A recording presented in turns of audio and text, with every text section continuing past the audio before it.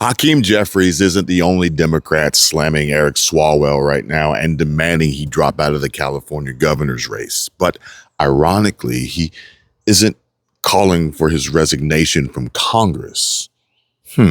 However, Hakeem Jeffries was quick to post this, and it says, "Statement on the serious accusations against Representative Eric Swalwell." And following the incredibly disturbing sexual assault allegations and accusations against Congressman Eric Swalwell, we call for a swift investigation into these incidents and for the congressman to immediately end his campaign to be California's next governor.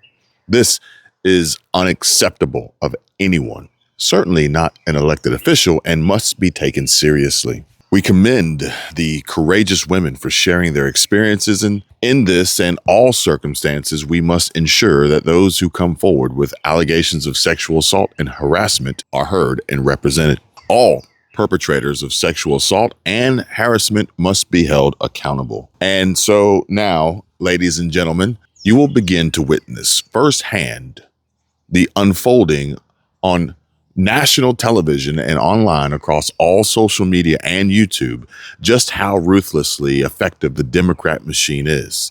Because Eric Swalwell is now being asked to drop out of the race, not because he's a slimy scumbag piece of shit loser, but instead because Republicans may actually win. Then what happens? He refuses, and all hell breaks loose. Party operatives tap into their pool of white liberal feminists, and just like that, he's hit with not one, not two, but 4 sexual assault accusations. This is worse than playing Uno with family, and you're just about to drop your second to last card, and the player before your turn hammers you with a draw 4 and changes the color. It stings. It stings. I know. We've all been there before. But, of course, none of the victims can remember any specific details, just that it happened. I decided to ask him to meet me for a drink. And I did this because I was so far removed from what had happened in 2019. I felt safe because I was established. I had a partner. I felt more secure that I could have a strictly professional relationship with this person. After that bar closed, we went to another. I went to the bathroom, and I don't remember anything after that. You don't remember anything?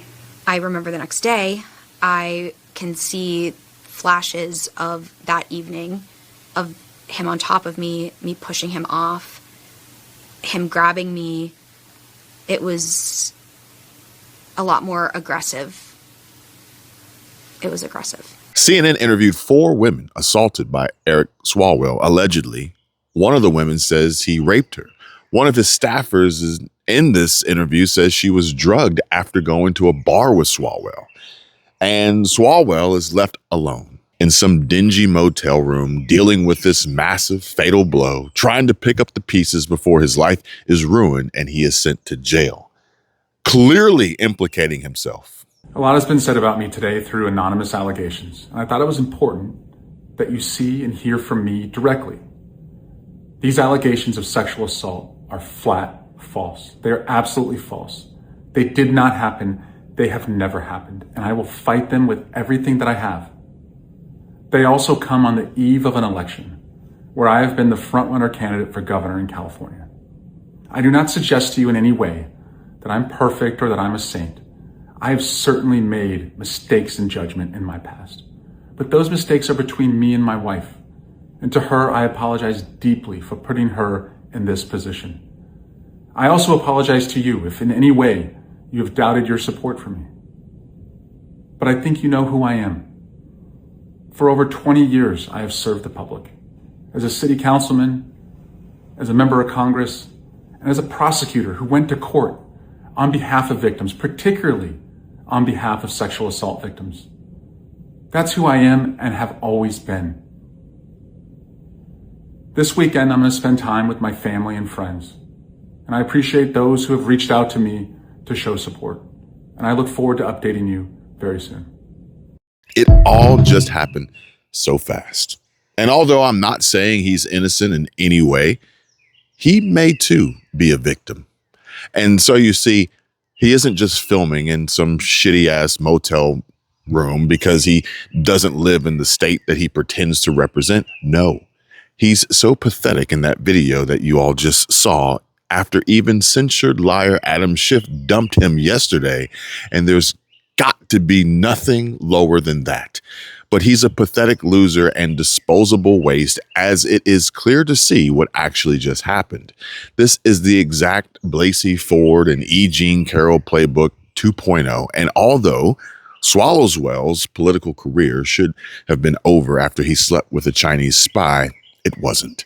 Instead, Pelosi put him on the Intelligence Committee so he could tell ridiculous lies about Trump and Russia. The Democrats enabled this monster, but just like that, they can destroy the very monster they created with an even bigger and badder monster. And yes, folks, ladies and gentlemen, within an hour, the victim is being interviewed on CNN. They are moving faster on this than they did with that fake Ilhan Omar vinegar cider attack. Amateur theatrical performance. Improv, really. But the email goes out, and almost immediately, the teachers union is condemning him, and Schumer, Pelosi, Jeffries, and every other Democrat on Twitter, or X, is calling for him to drop out of the race. Now, keep in mind, when Tara Reade accused Biden of forcibly sexually abusing her, they called her a liar, and nobody called him out for his resignation to drop out.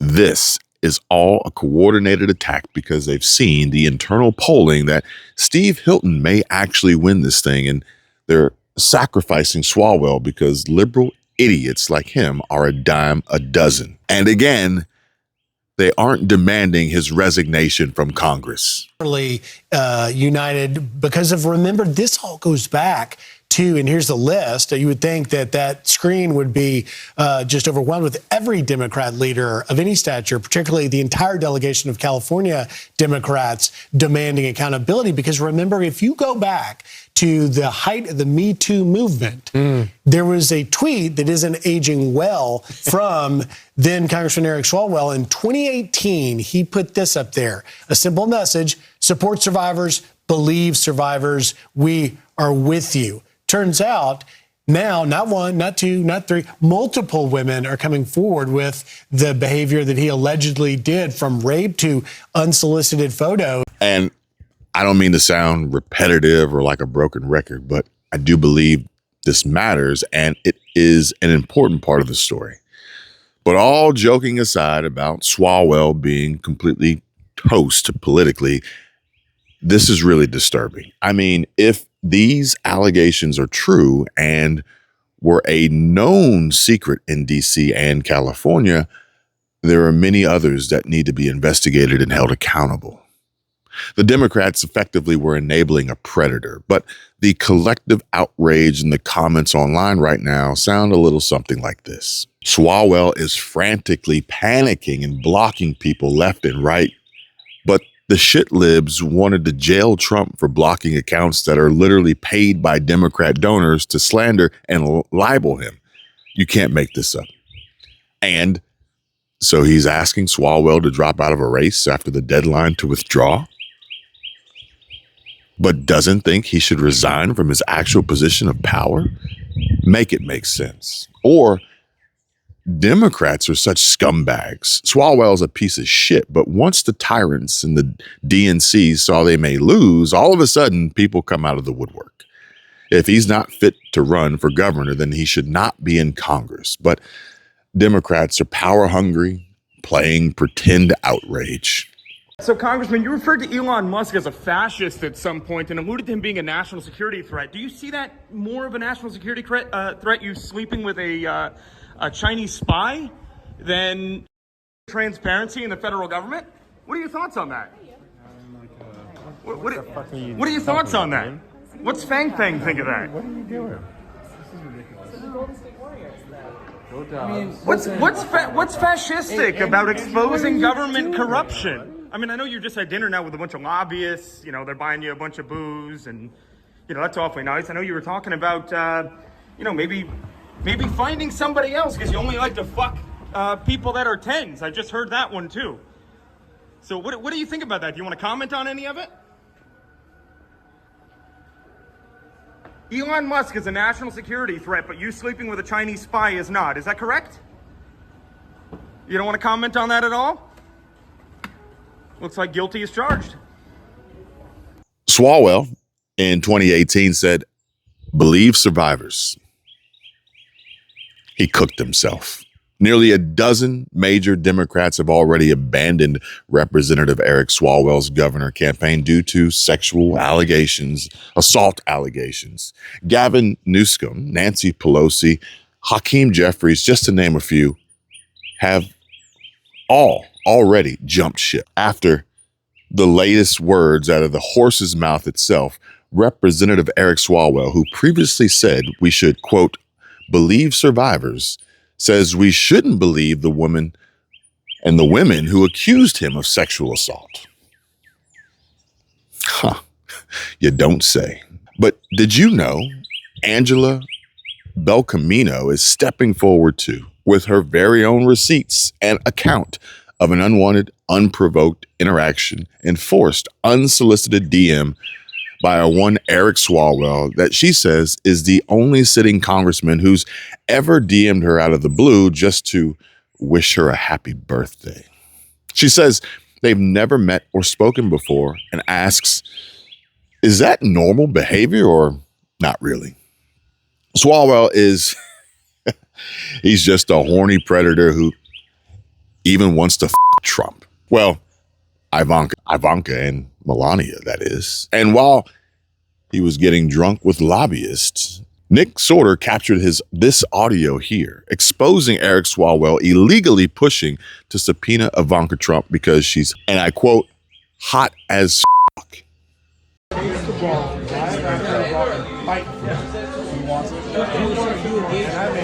A number of times I came home. What are you doing? Cuts and like black eyes and shit, like elbows.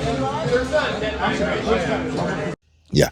And did you know that if you invested $50,000 in SanDisk, $SNDK, 1 year ago, you would have over $1.5 million today.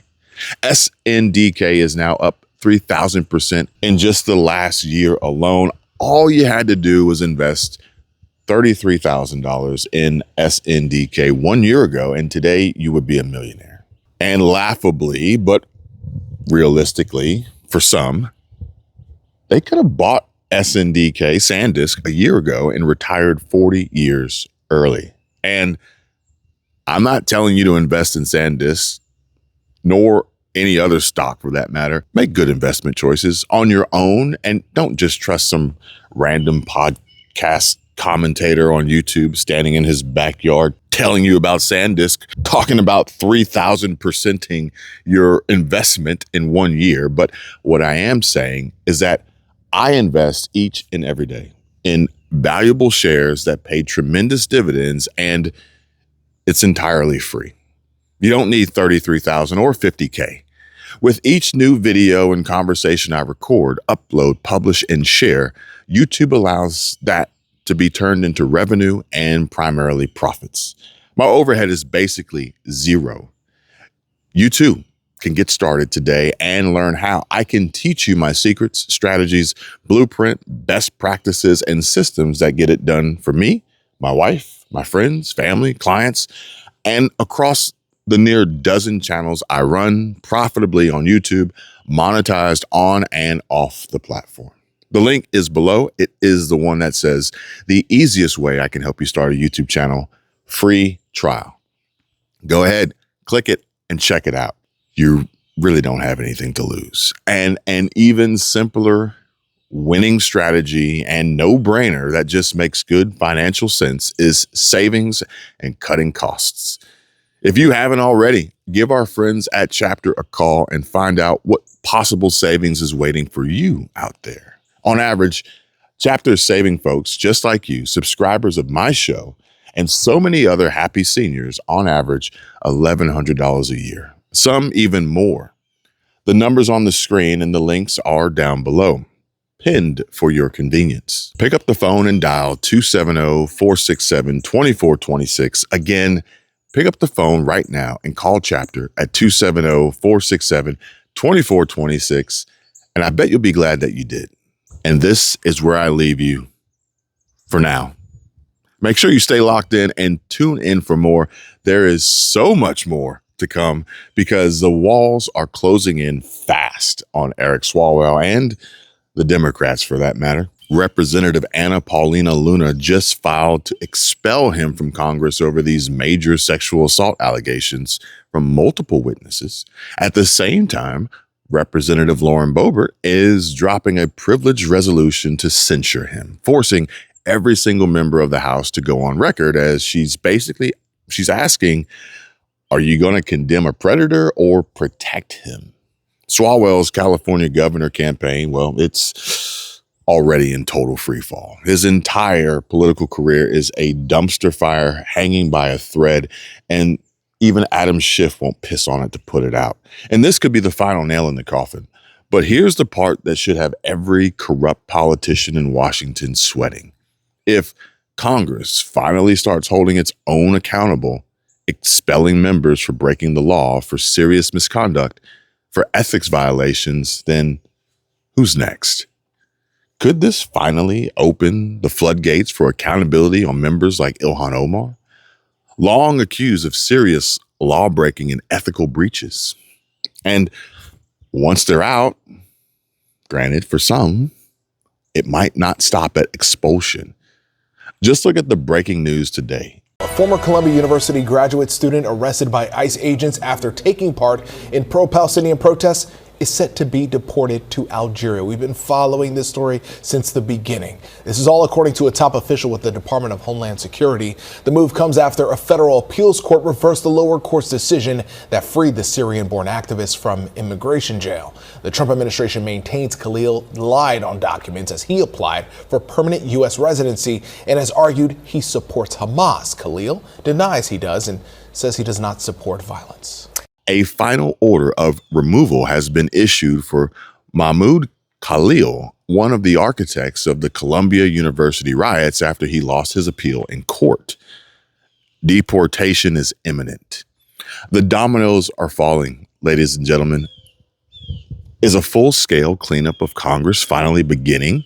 And could it lead to real consequences, including deportations for those who don't belong here? What happens next could reshape Washington forever, reshape America forever. Drop your thoughts in the comments right now. Will Swalwell survive this, or is this the beginning of the end for him and others? If you want to stay ahead of the fallout, smash that like button, subscribe, and turn on your notifications, because the next chapter in this story is going to be epic, explosive. I'll see you guys in the next video. Stay tuned. Take care. Thanks for watching, and God bless.